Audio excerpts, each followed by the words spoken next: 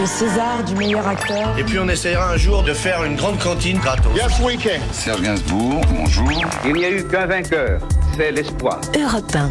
Et à 7h23 sur Europe 1, c'est l'heure du jour. Le 26 mars 1962, les accords d'Évian sont signés depuis 8 jours. La guerre d'Algérie est donc officiellement terminée. Quand éclate à Alger ce jour-là la fusillade de la rue d'Isly. Des soldats français, lors d'Autriche, ouvrent le feu sur des citoyens français opposés à l'indépendance de l'Algérie. Ce massacre du 26 mars va achever l'Algérie française. Oui, nous avons retrouvé dans les archives d'Europe 1 un document exceptionnel qui a été à l'époque censuré à la télévision française. Le reporter d'Europe 1, René Duval, est le seul à l'époque à filmer l'événement au plus près.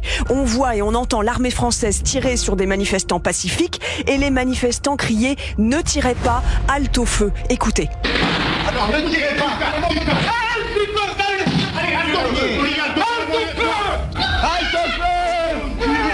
Les rafales se poursuivent, les cadavres jonchent le sol. Dans ce document, on entend aussi un militaire supplier un lieutenant de l'armée française d'arrêter les coups de feu. Mon lieutenant, criez, je vous en supplie. Au nom de la France, halte au feu. Au nom de la France, halte au feu. Ce jour-là, même si aucun chiffre officiel n'a été donné, les historiens diront qu'il y a eu une 50aine de morts et 200 blessés.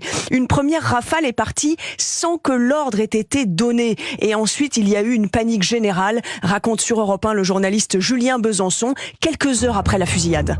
Aussitôt, on a tiré des balcons, des fenêtres, des toits.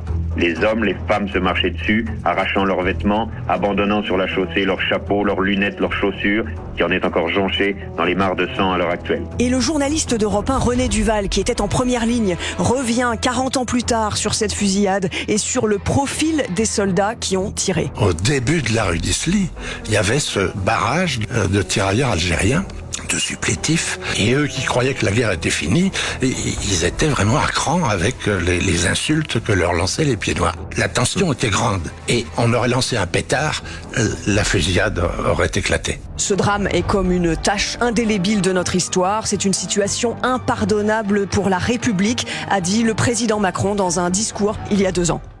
Merci beaucoup, Laure d'Autriche, pour cette page d'histoire et ce document exceptionnel redécouvert dans les archives d'Europe 1. Il est l'heure